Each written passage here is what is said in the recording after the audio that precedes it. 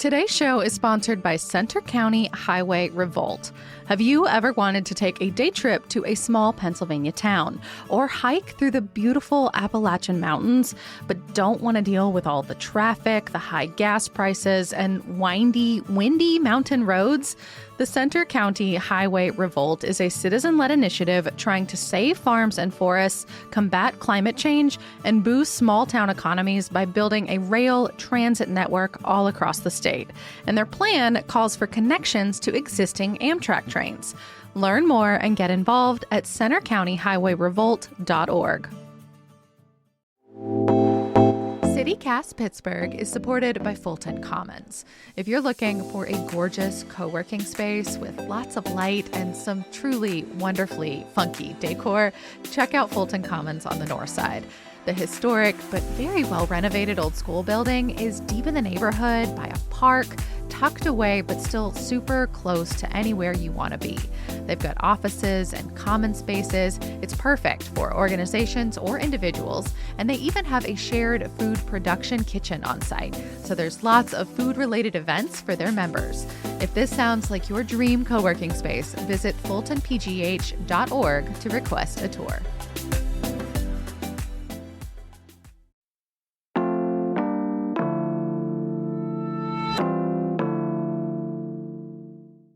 Today on CityCast Pittsburgh, Mayor Ed Gainey has lost the Democratic primary, but he's still got 7 months left to lead our city. He could get busy, try to cement his legacy, and set himself up for the next big thing. He could sit back, take a breather, and walk away knowing that he has already made history. Today, we are taking bets and talking possibilities with Trib Live's Julia Burdelsky. It's Monday, June 2nd. I'm Megan Harris, and here's what Pittsburgh's talking about.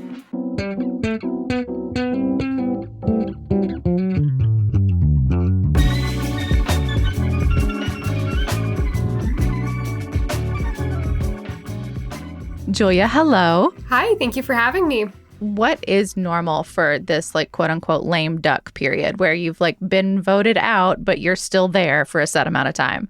The question is really just how active does he want to be? We heard from some folks that, while you could kind of sit back and relax, you could also really use that last few months without the pressure of an election hanging over your head to try to get stuff done, to try to leave a mark, to try to kind of improve that legacy that you leave behind. And so I think it's too early to say which track Mayor Gainey is going to take, but I'm curious for sure to see whether he kind of stays back in the shadows, just tries to kind of get through the next few months and quietly leave, or whether he maybe goes on some kind of a blitz of trying to accomplish some things, push some legislation through, make some mark, kind of beyond what he's done in the first 3.5 years. Yeah. I mean, what's on the table, I guess? Either stuff that he's proposed or talked about, for example, the affordable housing is the first one that comes to mind because he's been talking about it for over a year. But that's not even, there's not an official proposal even with council, is there? The big proposal here was the inclusionary zoning bill. Right. And so that is legislation that the mayor's office has proposed. The planning commission, which the mayor appoints, they recommended it, but that's a non-binding recommendation. So then they sent it back to city council, and city council has not formally considered it yet. So it's kind of in limbo because there's competing legislation. But I do think that's a really interesting one to keep an eye on. I was asking council members last week about what the future could look like for the kind of dueling inclusionary zoning bills. Some people really don't want to see that move forward in any capacity. No inclusionary zoning of any kind? Not based on the bill that's currently on the table, at least. They don't want to see anything, because Mayor Gainey's bill would be inclusionary zoning mandatory citywide, and the developers would have to pay for that affordability largely. Right. And that's for buildings that are 20 units or more. Exactly. Yes. And so there are some council members who are just really opposed to that altogether and don't really see any room or have any desire for compromise. But there are certainly some council members who want to see that move ahead or who want to strike some kind of a compromise. I know Councilwoman Erica Strasburger has been trying for months to help kind of broker some kind of compromise between the competing factions.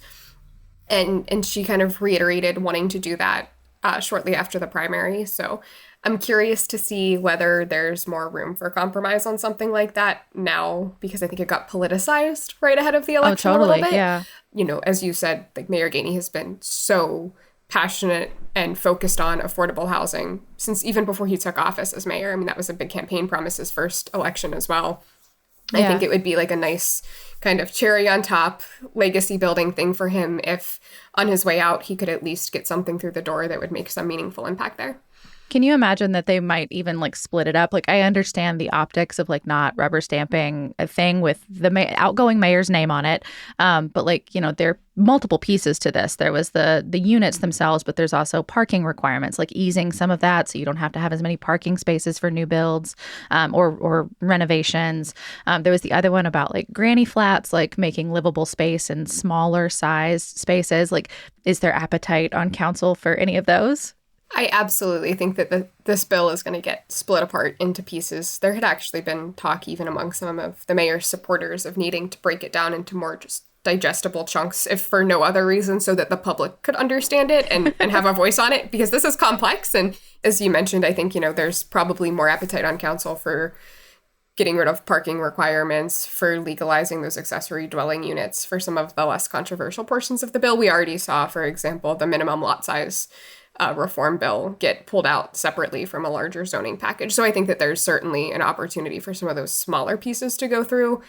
I haven't spoken to the mayor since the primary, but if I had to guess, I bet that he's still really hoping for some form of that inclusionary zoning itself to get through as well. That just seems like that was the part that he was really, really passionate about.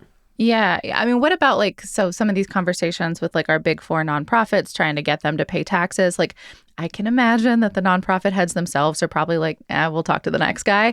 But there are all these court challenges still moving through the system. Did those keep going as the mayoral administration switches over? That's a great question. And I don't think that there's an easy answer to that question. Yeah. I'm sure that the conversations with nonprofits continue in some capacity. I think that, you know, those have been going on for years. This isn't just a Gainey administration thing. Like many administrations have struggled to get that. I think this is like going back to before Corey O'Connor's dad was mayor. They were having this conversation. Right. So like for sure, these things all continue in some form under a new administration. I don't know realistically exactly how long that appeals process in the court is going to take. But I don't know that that's something that is really within the mayor's control at this point. I mean, that's in the court's hands. So I don't really know how much, if anything, Mayor Gainey could do to try to rush that through before he leaves office. And I think it'll be interesting to see what an O'Connor administration does. I know his big pitch has been, don't ask the nonprofits to just put money into the general fund, but ask for specific things. You know, his big one has been ambulances. Like, ask these hospitals to buy the city ambulances because that fits in their mission. Mm-hmm. People are, you know, their patients are being transported in these ambulances. To me, I think that's going to be a really interesting thing to see how that plays out. But I think it's a bit of a question mark right now.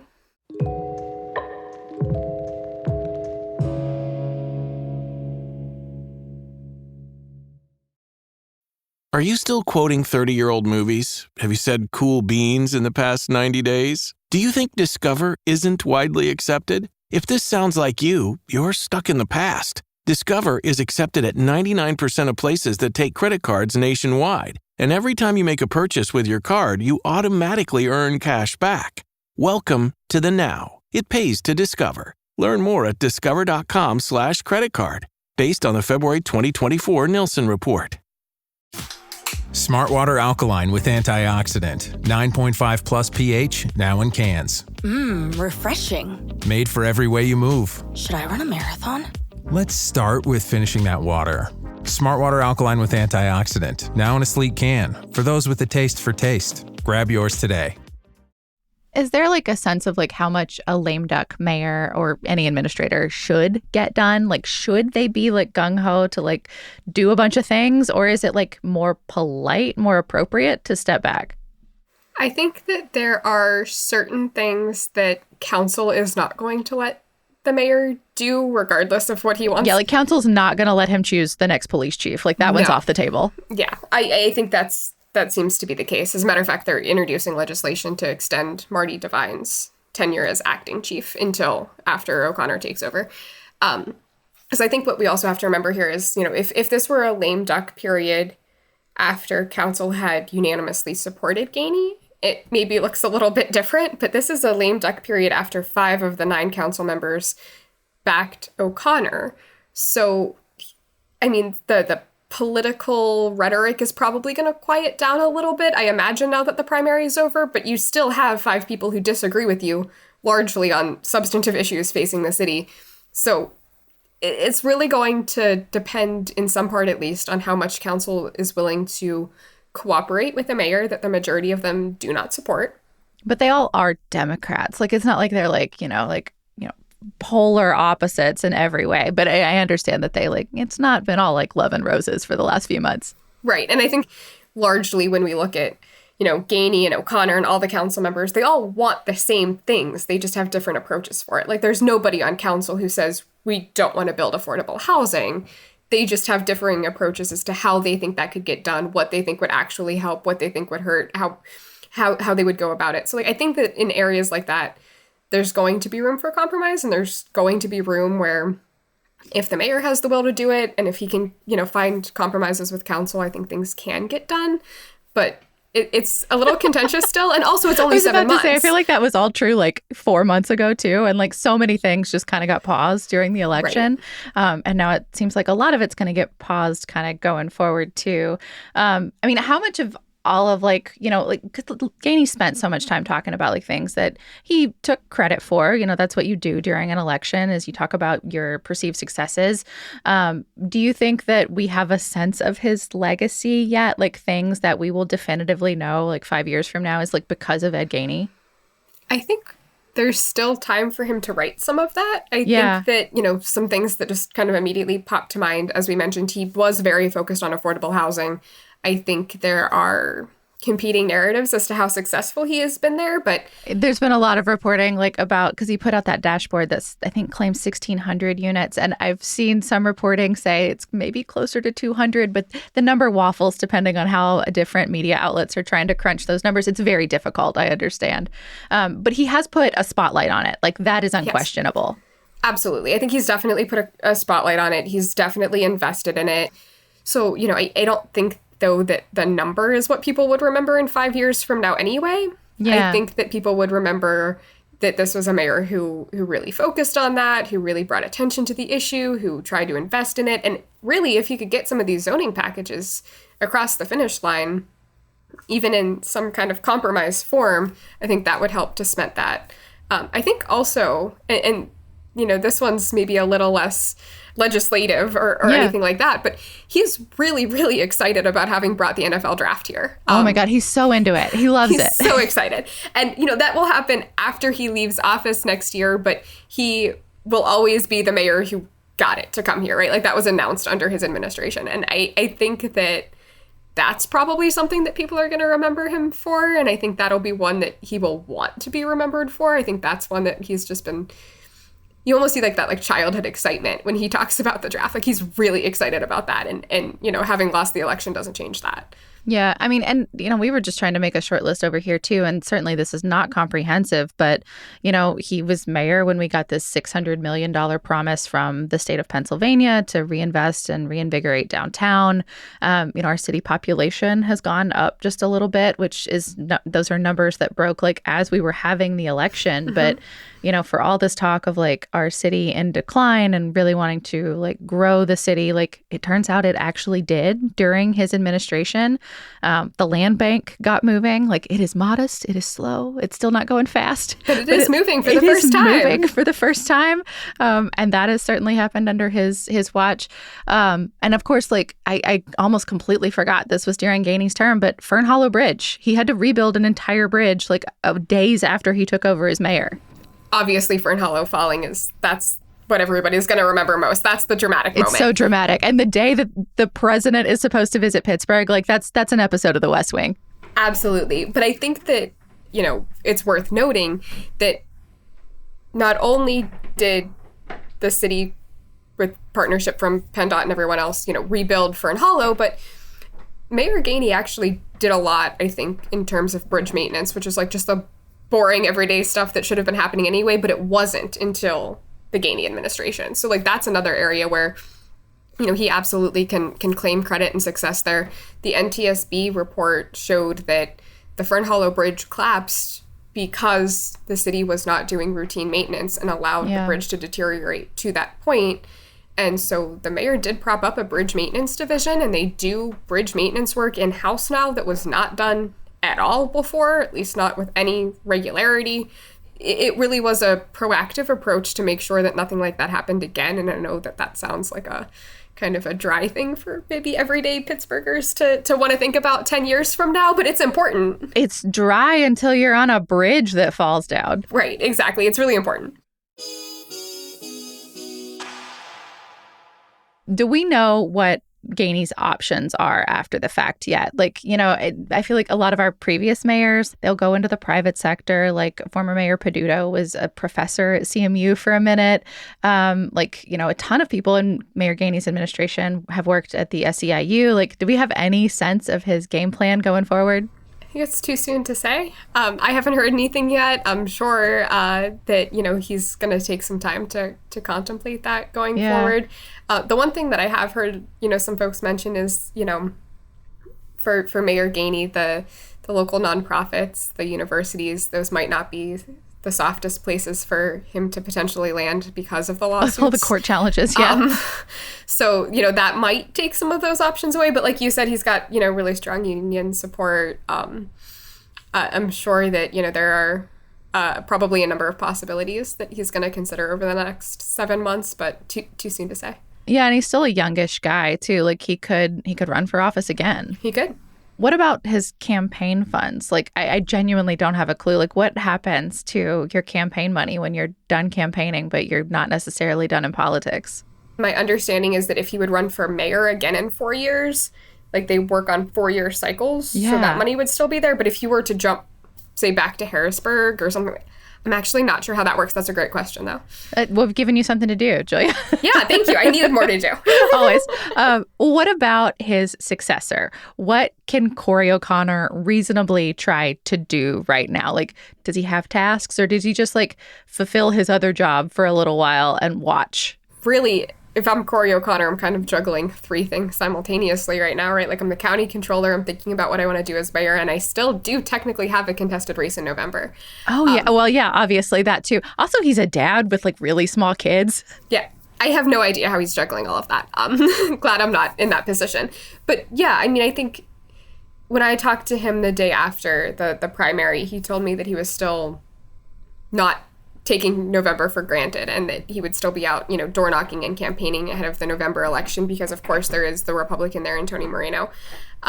So, first and foremost, I don't think he wants to put the cart in front of the horse too much there. But yeah, I mean, obviously, I think that you don't want to step into office in January having not thought about it. I'm sure that he is, or if he has not already, I'm sure he is starting to consider who he wants in his cabinet. I imagine that contemplating who he wants as his police chief is probably on the top of that list, because we heard so much about him wanting to, have a police chief installed, quickly and bring that stability.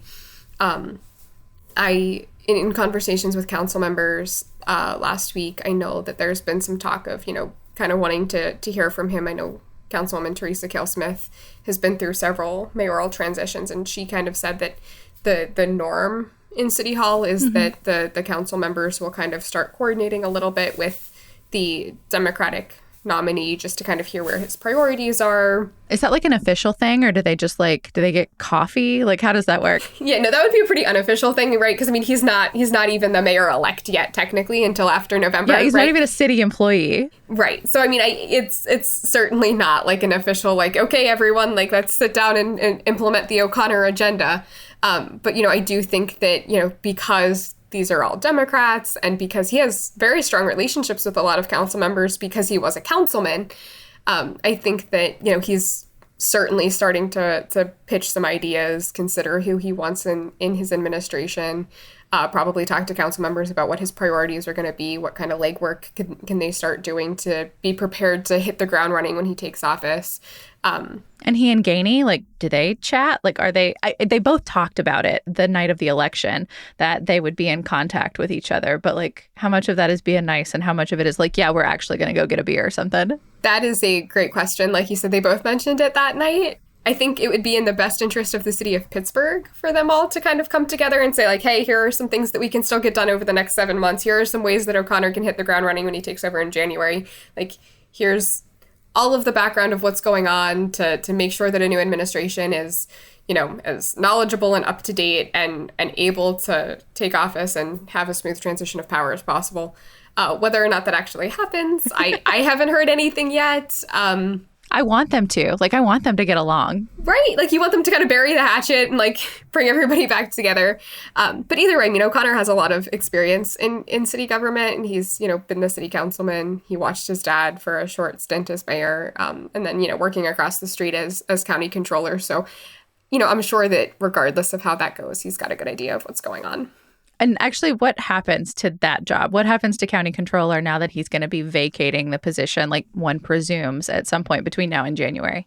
Yeah, that's actually interesting because O'Connor took over the position when then Controller Wagner won another seat. Yeah, became a judge. Right, exactly. And so he was appointed by then Governor Wolf to fill out that term, and then at the next election won by election. So the same process will be in effect here. I don't know exactly when he plans to leave office, whether he's going to ride it out until he takes over as mayor or whether he might consider stepping down in advance. So does that mean Shapiro gets to pick our next county controller? That is my understanding. And then there would be an election at the next election. Wow. Joshy gets to weigh in again on Pittsburgh. Very cool. Joya, it sounds like you've got a lot left to figure out. Certainly we do too. Excited to see how it plays out for Pittsburgh. Thank you as always. Thank you.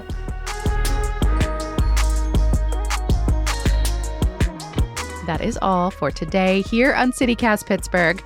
By the by, right after we recorded with Julia, City Council did approve Acting Chief Devine's contract through February 1st.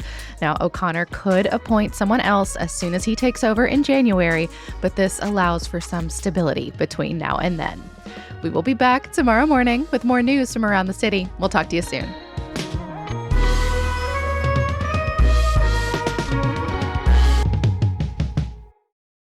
I mean, and on that legacy front, he did hire another plumber to turn on all the water fountains, so